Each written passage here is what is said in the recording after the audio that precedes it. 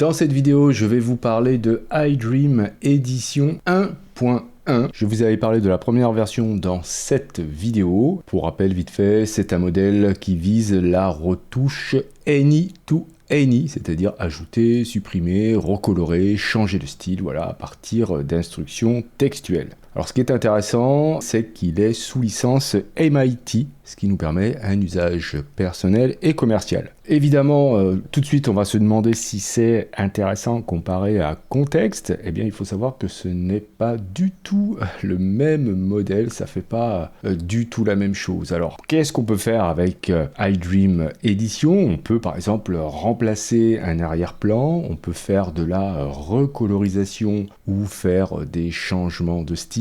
On va pouvoir ajouter des objets avec une cohérence d'éclairage et on peut même faire des variantes d'une même scène sans devoir masquer manuellement. Alors ce modèle est très lourd de base, il fait plus de 30 Go. Il existe par contre déjà des versions en GGUF, ce qui vous permettra de l'essayer si vous n'avez pas au moins les 24 Go qui sont recommandés pour la version full.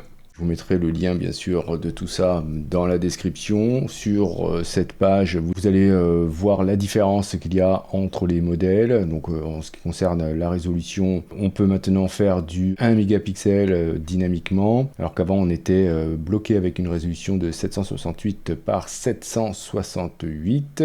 Il faudra penser bien sûr à mettre à jour Confi.ui, c'est hyper important, alors faites-le depuis le dossier update et non pas directement dans Confi. Vous pourrez trouver le modèle en cliquant ici, voilà, vous l'avez là-dedans, diffusion modèles, il faudra bien sûr le mettre dans le même dossier dans Confi.ui, donc diffusion modèles, et il est ici, vous voyez, il fait 34,2 Go, c'est énorme. Alors ne vous trompez pas avec la version E1 ici, qui est l'ancienne version. Si vous voulez avoir le workflow pour le faire fonctionner, vous pouvez utiliser cette page de Confi Anonymous dans la section iDream, dans laquelle vous allez trouver ce workflow. On vous repropose aussi un lien pour le modèle, et on vous rappelle où il faut le mettre. Et donc ce workflow, je vais le faire glisser là, hop, et voilà, ça arrive ici. Donc c'est très facile à comprendre, on n'a vraiment pas grand chose dans ce workflow. Pensez bien sûr, une fois que vous avez téléchargé le modèle, à refaire les liens. Et ici, je vous conseille vivement de vous mettre en FP8 si vous voulez que ça rame pas trop. Et il vous faudra aussi clip G, clip L. Bon, ça on l'a déjà normalement depuis très longtemps. Il vous faudra aussi le T5XXL FP8 en scaled, ainsi que le modèle Yamaha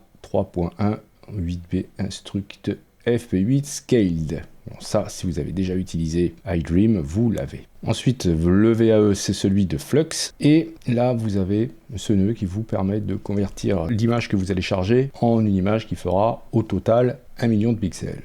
Je vous montre un premier test, j'utilise cette image-là qui fait 1024 par 1024, de toute façon ça passe dans cette moulinette-là pour que ça reste en 1 million de pixels, et j'indique que je souhaite modifier cette mascotte en tant que véritable peluche.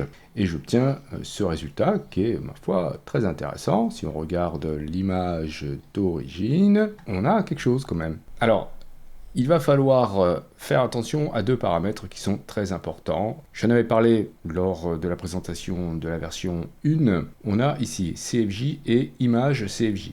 Là, ces deux valeurs-là sont très importantes. Si vous souhaitez que ça colle bien au prompt, il faut que cette valeur-là soit assez haute. Et si vous voulez que le résultat soit plus proche de l'image d'origine, il faut augmenter celui-ci. Mais attention, les deux valeurs s'ajoutent et lorsque c'est trop fort, ça sature un peu. Donc il faut éviter d'avoir des valeurs au-delà de 5, par exemple, lorsqu'on fait le total. Faites attention de bien rester sur fixed pour pas aller générer aléatoirement une valeur ici. Ensuite, le prompt est évidemment, vous vous en doutez, extrêmement important, un mot de travers et le résultat n'est pas bon. Il faudra aussi faire très attention aux prompts négatifs et bien sûr vous ferez plusieurs tests avant de changer l'un ou l'autre avec des sites différents, car là aussi on peut obtenir un bon résultat et la fois d'après avec un site différent avoir un résultat qui n'est pas du tout satisfaisant. Le temps de génération dépasse la minute 20, donc c'est quand même pas rien. Bon, on va faire d'autres tests car je me suis quand même amusé à faire des trucs.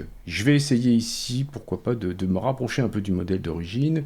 Alors, je vais augmenter la valeur pour l'image, je vais le mettre à 2. Je vais réduire celle-ci de la même valeur, donc j'ai augmenté de 0,5 et là je baisse de 0,5. Si j'augmente ici, normalement ça devrait mieux coller à l'image d'origine et j'aimerais qu'il soit debout avec les mêmes couleurs. Donc on va voir ce que ça donne. Et j'obtiens ce résultat. Voilà, donc c'est vraiment important de bien régler le CFJ pour le texte, donc pour le prompt et pour l'image. Donc là, le simple fait d'avoir augmenté cette valeur pour l'image, eh bien, j'obtiens quelque chose qui est plus proche de l'original. Et c'est ça que j'aime bien avec iDream Edition, c'est que on peut faire des réglages, non seulement avec le prompt, ok, mais surtout avec ces deux valeurs-là, ce qu'on ne peut pas faire avec contexte. Mais bon, ce ne sont pas du tout les mêmes modèles. Par exemple, on ne peut pas, avec ce modèle, faire du virtual try-on.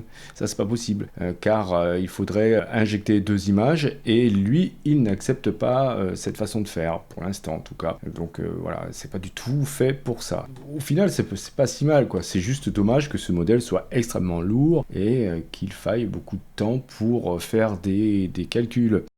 Je vais continuer à faire des tests malgré tout, puisque c'est toujours intéressant de savoir ce qu'on peut faire avec ces modèles. Notamment une chose qui me semblait impossible à faire, c'est la restauration de photographie. Donc par exemple, cette image-là, j'aimerais voilà, faire en sorte que ce soit propre et en couleur si possible. Donc je vais indiquer dans le prompt, change la photo en une photo moderne avec des couleurs naturelles. Je vais laisser les valeurs CFJ 2.5 et 2 pour image CFJ, on va voir ce que ça donne. Alors avec les réglages que j'ai laissés, j'obtiens ce résultat qui est pas du tout bon, mais qui est intéressant. Je vais vous montrer l'image d'origine, voilà, pour qu'on puisse vraiment comparer. Puisque c'est de la restauration, eh bien, on ne peut pas dire que là, c'est de la restauration. C'est une image en couleur qui s'inspire de celle-ci, mais on voit bien que ce n'est pas du tout les mêmes personnes. Donc, j'espère que vous avez compris ce qu'il faut faire là.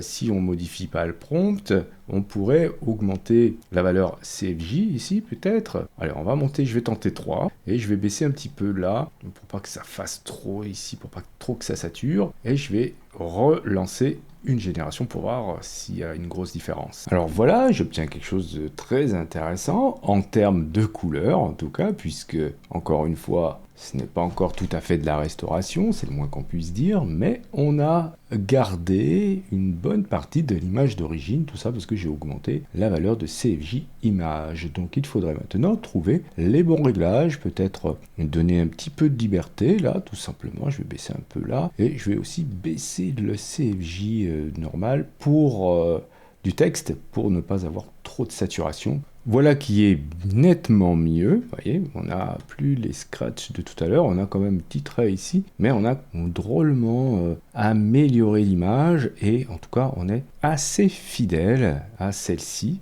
c'est pas mal, donc il faudrait que je fasse encore des petits réglages. Bon, on a la guitare ici qui s'est un petit peu perdue dans le détail là, mais bon. Une autre chose qui est possible, c'est de préparer des images pour une publication sur les réseaux sociaux. Admettons que vous avez ce produit-là, malheureusement il n'est pas détouré, il n'est pas sur un fond blanc, il faut refaire les ombres, etc. Donc là, ça peut être intéressant d'utiliser ce modèle. Mais attention, encore une fois, il va falloir bien choisir les bons mots et faire les bons réglages ici. Donc je vais essayer avec ce prompt, mets le produit devant un fond blanc et fais des ombres douces. Je vais laisser les valeurs ici en CFJ et en image, et on va voir ce que ça donne.